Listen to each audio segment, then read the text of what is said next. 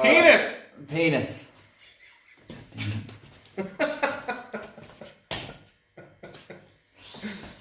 Alright, well, it's tomorrow. Same video, but it's the next day.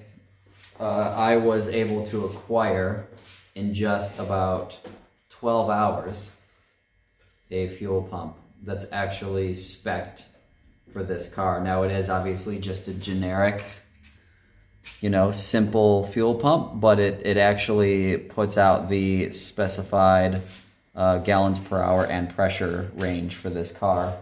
So it was 127 bucks.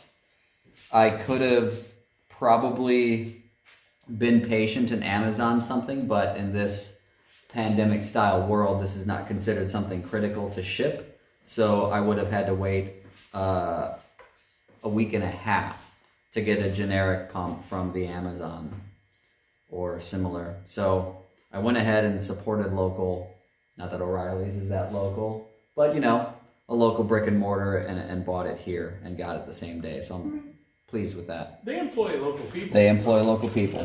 It did come with the generic bits of things that come with any other generic pump, which is nice because these are all disintegrated on the car. We'll put this nice isolator on there and call it done. So let's get started with that, yeah? Okay. Could you supply me with a Phillips and a flathead? Yeah. Thank you. You're welcome. You're welcome.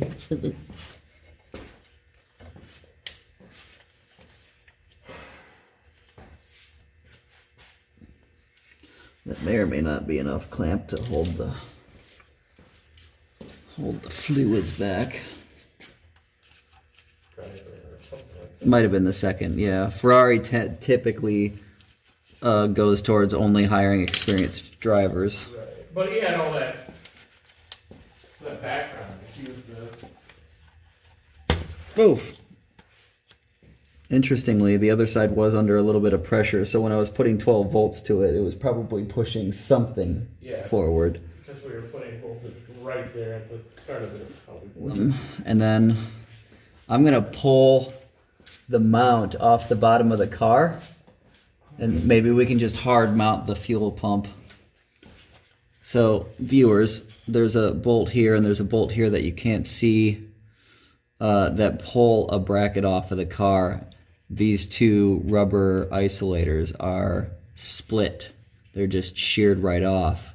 And there's a bracket that's wrapped around the pump that'll wrap around the new pump. We need to come up with something to bolt that into this location here.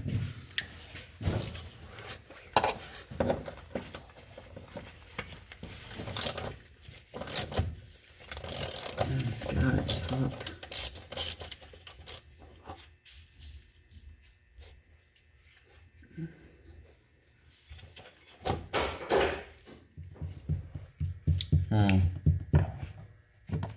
Yeah, I tried to just find some of these and they were non-existent.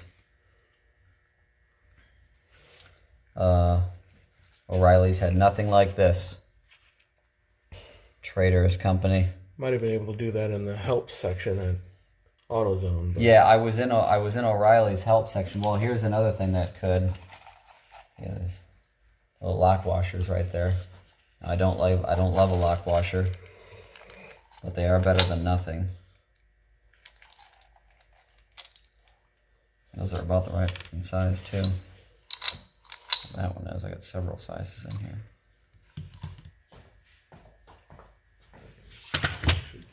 Like this guy right there. So, I do. Ooh, that's gonna be tough. That's gonna be tough. Oh, wow. Okay. Goes through all right, doesn't it? Yeah. And that's why I don't get paid any money. Precisely.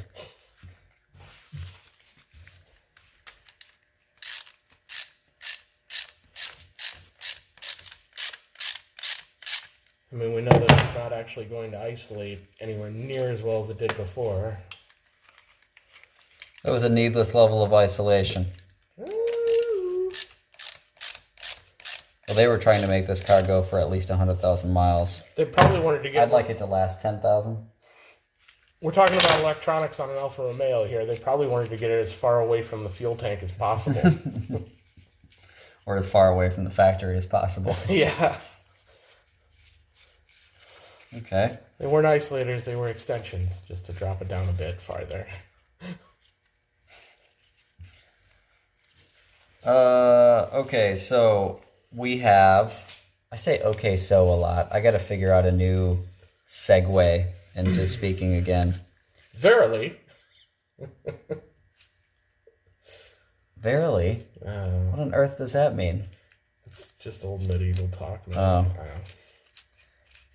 Here's a couple bits of rusted metal bolted together. Now, like we've shown before, let me get behind the camera so I can see that this is focusing on the right bit. This mounts to the chassis on the bottom of the car, something like this. This clamps around the fuel pump. There was these nasty isolators that had ripped probably years ago. The fuel pump had been zip tied up around this bracket in a pretty sketchy way that, you know, makes me proud of whoever it was. So these are some aftermarket sway bar link bushings from something that had the perfect like inner diameter to bolt on. Now, this is not perfect isolation. This is sketchy isolation because there's a bolt that's going through that's tightening to this piece of steel, tightening to this piece of steel. That's not going to be nice isolation like this once upon a time was 30 years ago, but it's something. And there's also these isolators that, you know, bolts up to the chassis that are still in okay condition.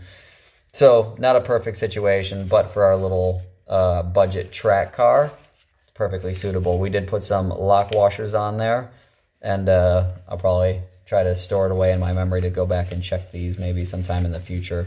We'll just put actual lock nuts on there after it falls off. Yeah. No, for those of you perfectionists out there, I'm not going to brush this thing super clean and paint it. That's not what this car is about. So I'm going to bolt this right back to the bottom of the car, and we're going to then strap the new pump into it with its new little blanket, and hopefully we'll have a running car tonight. You start saying okay so in different languages. I mean, that would be entertaining, I guess, right?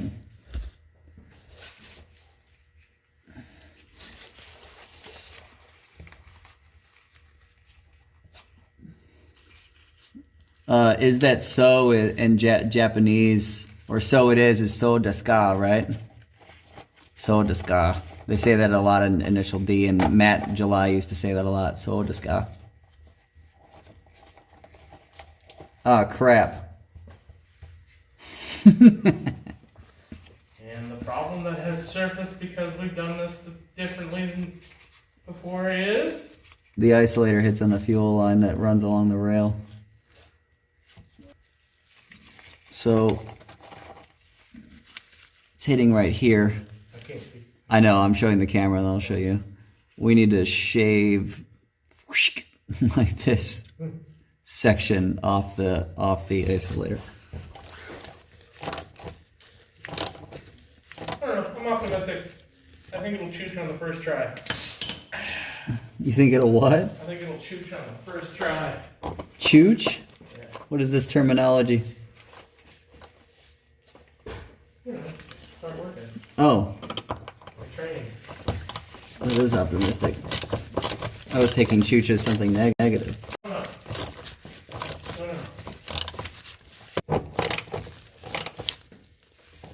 We have a bracket that's marginally isolated. That's nice. Yeah? I like it. Okay.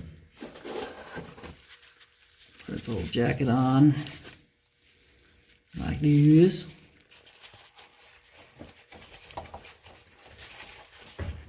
Spread the thing like that.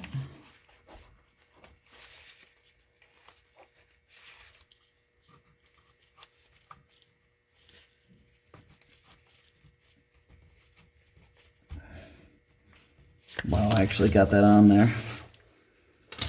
So, That was shocking. Shockingly successful.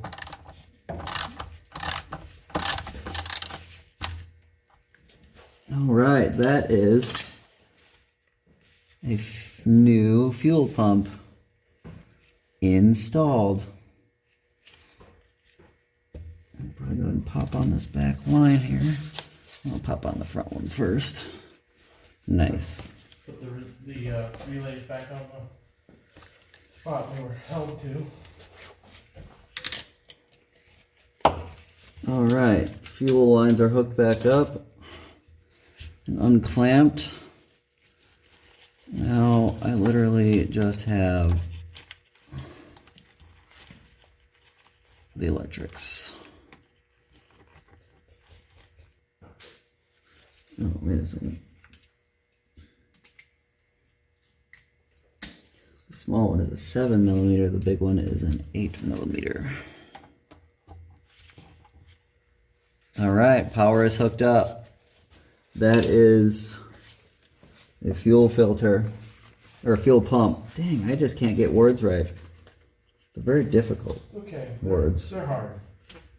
They are hard. Do you have that thing in a way where we can turn on the key and I can hear this pump go? Or did you put it all the way back together? I put it all the way back there. Oh, okay, so we're just going to go ahead and try to start it then. Yeah. Okay, the fuel pump is on and wired up. It's got gas in it. We had spark before, so we kind of know that's there, right? You heard it arcing? Pretty sure you heard it arcing. I felt like I heard it arcing. When we had it disconnected, so you know, we're kind of at a place where we can try to start this thing.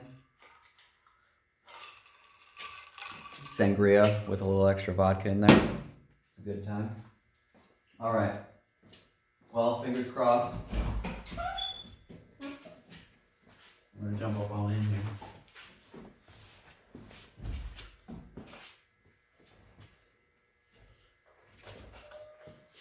Okay.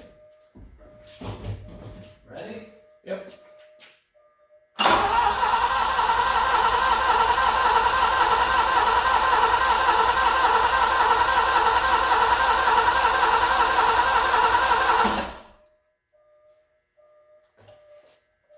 Okay. I think I smell fuel. Definitely smell fuel.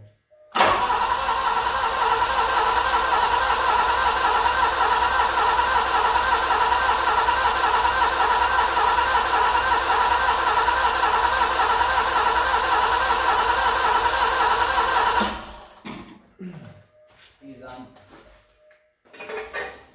Oh yeah. That's working good. Now I guess the question is, are the injectors actually firing? The other question is the engine in time? All good questions. We've failed again. Yeah. So defeatist to say we failed. I mean, It'd be so much better to use an alternative. we're still fact. we're still losing. It hasn't started yet. That sucks. Well, we're gonna dig around here a little bit longer and maybe do some Googling and see what we can find about potentially checking the time on this. I mean, I've looked through all the fuses. They seem okay. So, yeah. All right.